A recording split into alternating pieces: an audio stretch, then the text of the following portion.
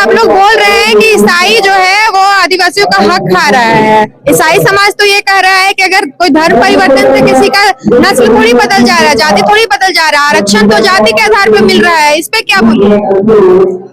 भारत में fundamental rights है, मौलिक अधिकार में स्वतंत्रता का अधिकार में धार्मिक स्वतंत्रता का भी अधिकार दिया है। तो बाबा साहब भी कह के गए थे कि अगर संविधान को कोई सही तरीके से चलाएगा तो देश प्रगति करेगा, और इसको गलत तरीके से कोई चलाएगा तो समाज को नुकसान हो जाएगा। तो इन लोगों को आर्टिकल 25 धार्मिक स्वतंत्रता का जो आंदोलन, जो उनको मौलिक अधिकार मिला है, उनके तहत ये लोग आदिवासी समाज को बरगला के, आदिवासी समाज को फुसला के, आदिवासी समाज को बीमारी के नाम से चंगाई करवा के ये धर्म परिवर्तन कराने का खेल कर रहे हैं। ऐसा नहीं चलेगा। इन लोगों का कहना है कि हम लोग आदिवासी समाज जो इतने पढ़ लिख रहे हैं, आप बुर्बक नहीं है। आदिवासी समाज अगर अपनी जल जंगल जमीन की बात नहीं करेगा तो कौन करेगा?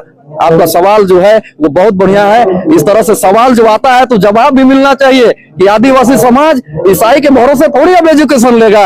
आदिवासी समाज में अब कई वो स्कूल खुल रहा है। आदिवासी समाज में आप देखिएगा, कार्तिक उरांव बाबा का हम बार बार नाम लेना चाहेंगे कि कार्तिक बाबा ऐसे शख्स थे जिन्होंने रात्रि पाठशाला का निर्माण कराया कि दिन भर हमारे लोग मजदूरी करते थे, खेती बाड़ी करते थे, जंगलों में जाके लकड़ी चुना करते थे, और रात में आके पढ़ाई करते थे और शिक्षा लेने का काम करते थे। और इस तरह से आदिवासी समाज में शिक्षा का अलग जगाने का काम किया, दिया जगाने का काम किया। तो हम नहीं कह सकते कि मिशनरी स्कूल में ये सारे बच्चे पढ़ते हैं। कुछ बच्चे पढ़ते हैं, लेकिन ये लोग सारे हमारे राजनीतिक दलाल लोग कह देते हैं कि लोग मिशनरी स्कूल में पढ़ते हैं।